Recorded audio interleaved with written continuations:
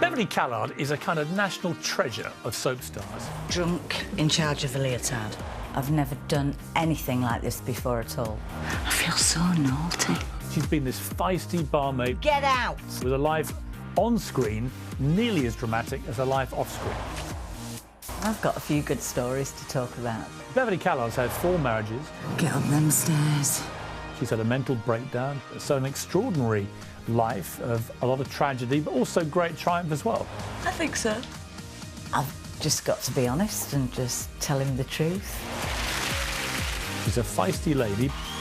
Piers, I am as subtle as a brick in the face.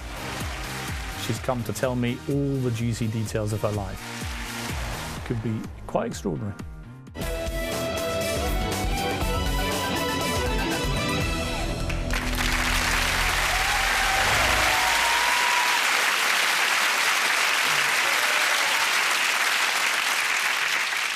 Beverley Callard, how are you? I'm very good, thank you. Well, I am at the moment, anyway. We'll see how it goes. See, I look at you and I think Liz McDonald. It's one of the things of being a soap star is that it sort of morphs between fantasy and reality, doesn't it? How much are you like Liz McDonald in real life, do you think?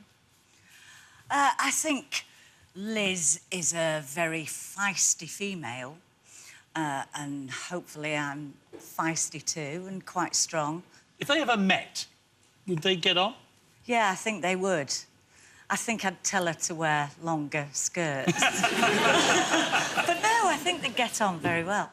You and Liz have been together nearly 25 years. I thought I'd just ask a few questions to see if you knew the difference between Beverley and Liz. OK. Who has been married more times? Beverley. Only just. My husband is in the audience, and he was convinced until today that he was the only husband. No, he wasn't. Beverley 4 times, Liz 3 times, although, to be fair, twice to Jim. Yes. Who fell pregnant at the age of 16, you or Liz? Both. It is, it's true, you both did. Yes. Who has the most pairs of shoes? Oh, Beverley. How many? Oh, it's so embarrassing, is this? It goes into the hundreds, definitely. Your husband, John, says you have 500 pairs of shoes. Yes. I never throw any away, though. I never throw any away. I can't. Who said this? I'm too old to be standing on balconies in my underwear. Well, I said it, but I was playing Liz at the time. She was having an affair with a guy and... With Derek? Yes, with Derek. And his wife came home, and so he bundled her onto the balcony in underwear. But the worst thing was, in real life, the window cleaners for the next apartment block were looking at me. Well, going, this is... No! And for all those who weren't there, this is what they saw. We have a picture. There we are. Oh, my goodness! That is so embarrassing. I didn't know you'd got that one. Those lucky window cleaners. Now, you haven't just had a successful career as an actress, you've also been a fitness instructor. You began in 1984, incredibly, I've got to say, you look amazing. 29 years ago? Really? Yep. Looks amazing, doesn't she, tonight, I think?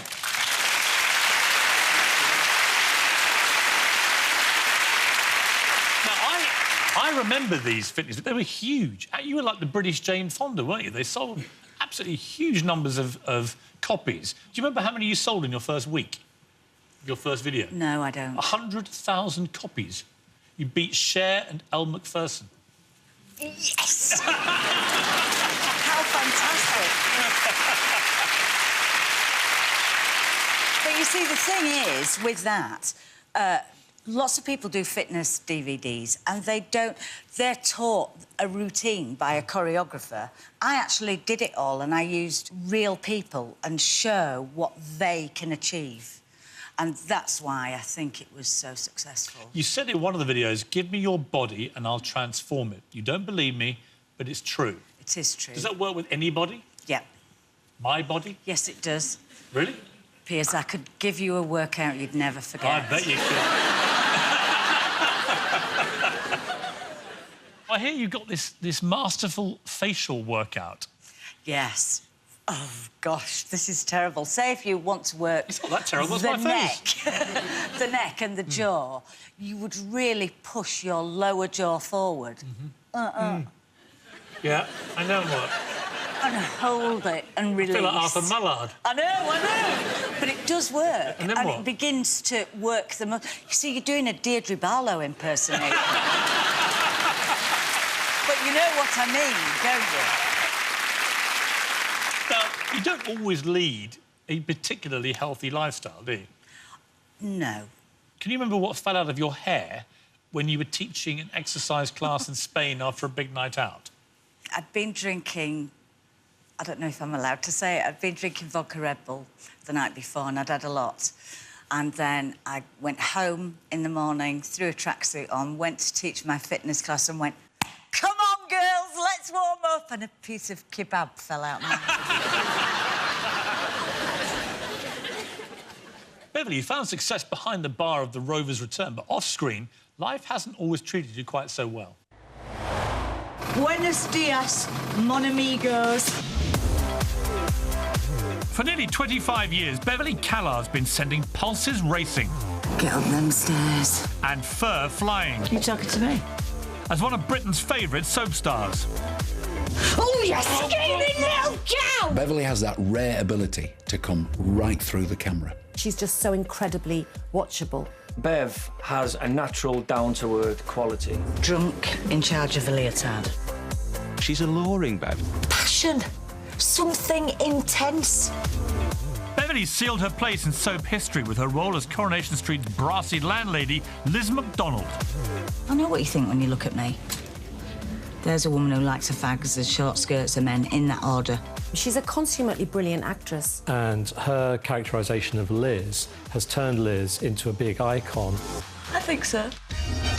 Beverley's played Liz in more than 1,700 episodes since 1989, with her recipe of fellas, glamour and drama.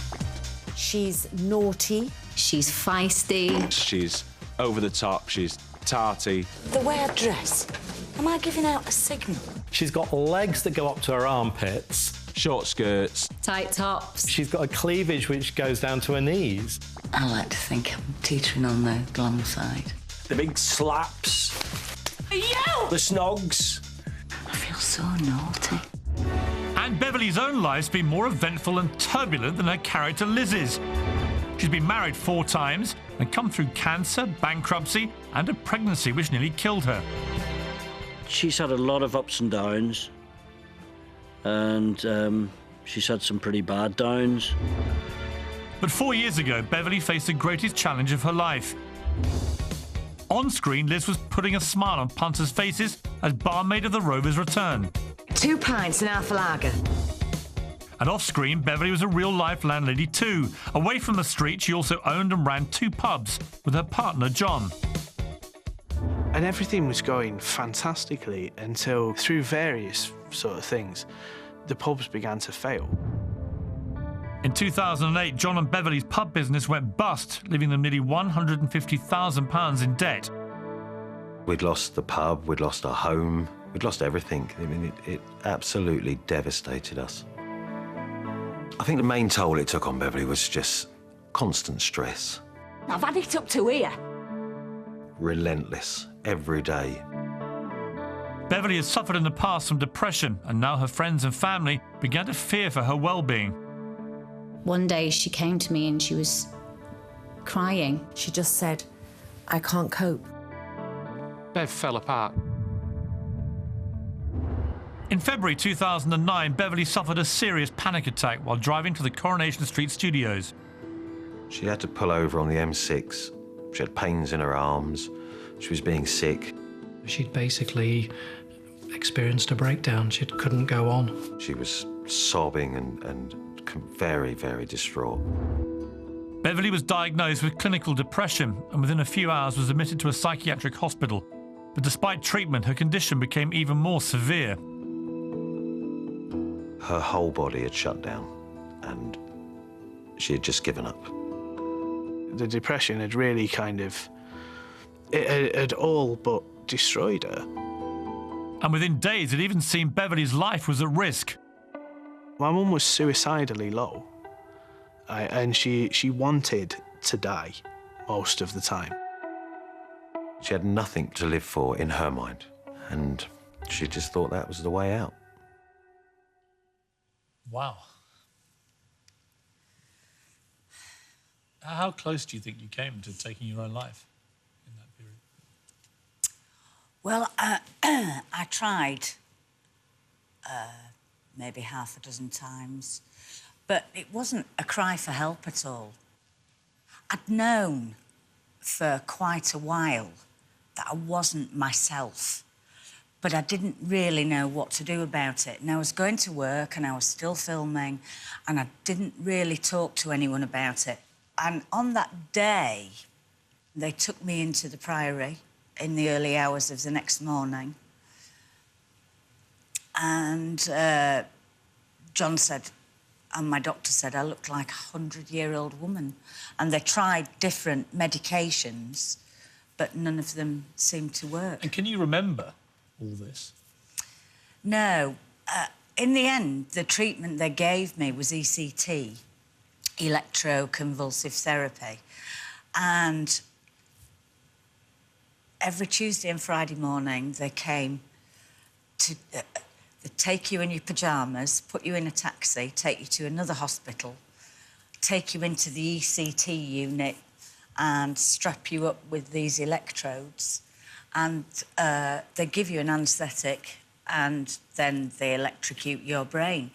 But the thing that happens with that is it kills your short-term memory.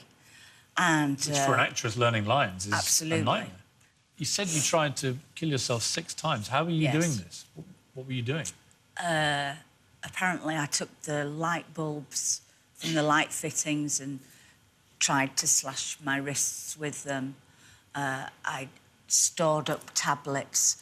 I have to say, I can't remember. I just wanted my life to stop. When you see your son talking so movingly about this period in your life, how does that make you feel? Because if you'd been successful and taken your life, yes, he'd have been left with no mother. Yes, I know. Yeah, I mean, it's terrible. But at the time, you feel as if you are the worst mother anyway, and the worst wife and the worst actress, and I felt old and ugly, and you feel completely unlovable, and you feel as though you've got nothing to offer, and no matter what happens, nothing changes that. So I thought at the time, Josh would have been better off without me anyway. It took 9 weeks of proper intensive treatment. And at the end of it, you came out of this terrible, dark tunnel.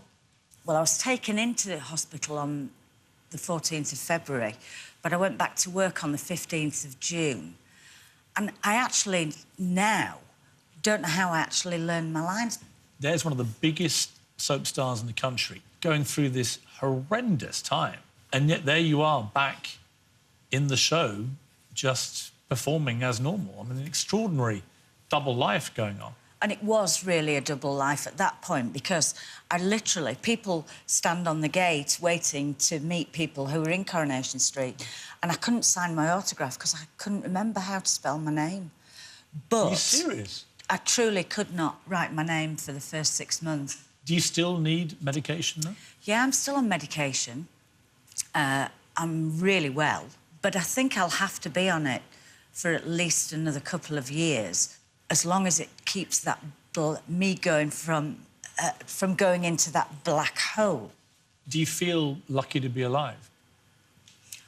Oh, my goodness, yes. Yes, I really do. I really do. But in a way, that person...